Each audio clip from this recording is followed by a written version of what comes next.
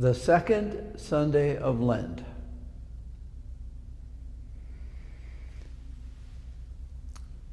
The gospel today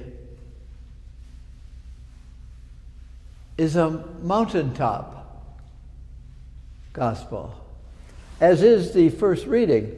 The tops of mountains seem to be the encounter point. It's the highest point for the people to get to, close to God, and then God gets close to them. So the mountain tops are places of encounter. We see in the first reading that Abraham, who keeps saying, "Here I am," is invited to a strange adventure. Intimacy implies adventure. Let's just put that there. Intimacy can be frightening. What is going to be asked of me? What is going to be known by others about me? What is going to be known by me about me? All three of those are invitations to adventure. So we read and pray with and listen to Abraham's surrender of his son, maybe to death, or maybe surrenders himself to the adventure of intimacy with God and God's intimacy with Abraham. Abraham, the father of faith, proving his faith, his trust, even to the sacrificing, if that's what God wants, of his son. But the gospel, strange word, transfiguration. You can imagine what that means, that there's a figure and then there's a something like a figure, a surprise, an adventure. So, Peter, James, and John, the big three, climb the mountain with Jesus. And then there's this strange adventure. There's fear. What is this? We can't explain this. This brilliance. And we can't explain the appearance of Moses, the prophet, Elijah. Moses representing the law, Elijah is speaking of God through the prophets. And then there's Jesus. And there's this intimate encounter. And Peter, of course, as we would say in many intimate interactions, let's stay here. Let's continue this picnic. Let's continue this conversation. Let's stay in the experience of intimacy. It's a call of faith to not know what's going on, to be frightened by what's going on.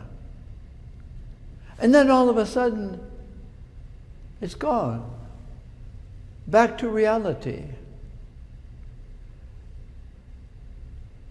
They want to stay there. Let's build 3 tents, and one for you, Moses and Elijah, and we'll just stay here. It's comfortable. And then Jesus says, we have to go down the hill. We have to go back and live with the intimate experience, nourishing the adventure of faith. One way of looking at this gospel today is it's a liturgy. And many of gospel passages are in forms of liturgy. That there is the entrance and there is the transubstantiation, if you will, the transfiguration, the mysterious. And they don't know what happened.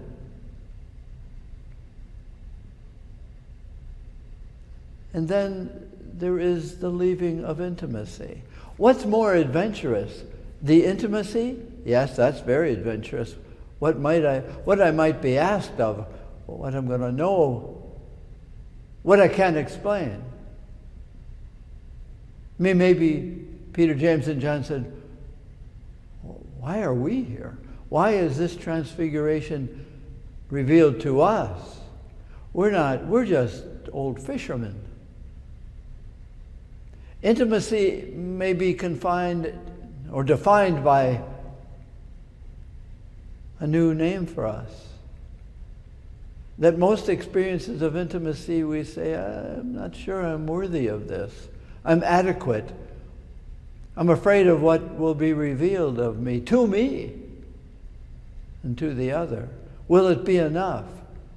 Can I live with it? All these questions. The liturgy, as most liturgies do, involve mystery and then leaving the intimacy. But the intimacy continues in the living because of that intimacy. The object of intimacy then is fruitfulness.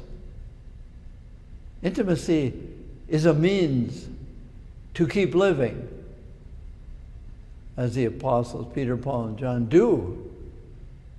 Peter, James, and John, they do. And Paul, by the way, also lives a fruitful experience after experiencing intimacy of being encountered.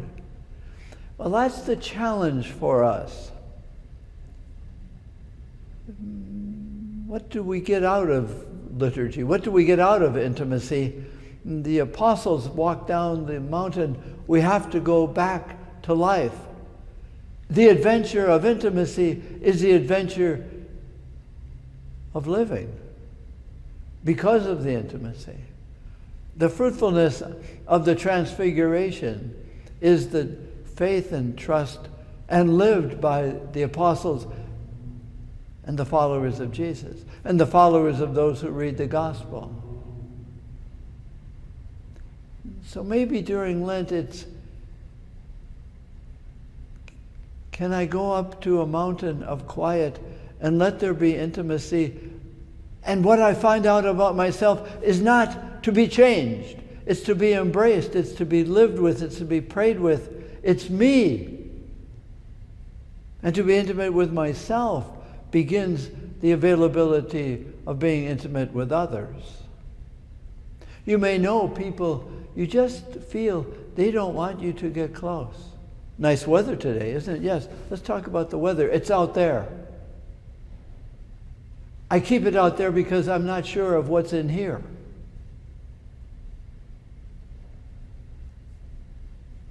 Jesus encountering us in our own prayer, in the liturgies, embraces his truth of meeting us and saying, don't define yourself by your history, by your isolation, by your definition.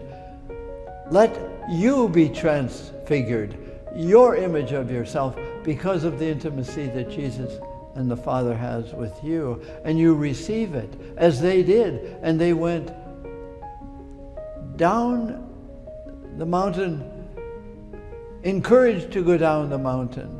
That's the completion of the intimacy on the mountain, is the going down from the mountain. The intimacy of the Eucharist with us is not that we have Jesus inside us, it's that Jesus goes out of us in the way we go beyond ourselves The adventure, yes, we may find out something about us. Maybe somebody else will find out something about us. But we have been received by receiving Jesus. By receiving Jesus, we receive the adventure of intimately sharing Him who has intimately shared Himself with us. Intimacy is meant to be fruitful.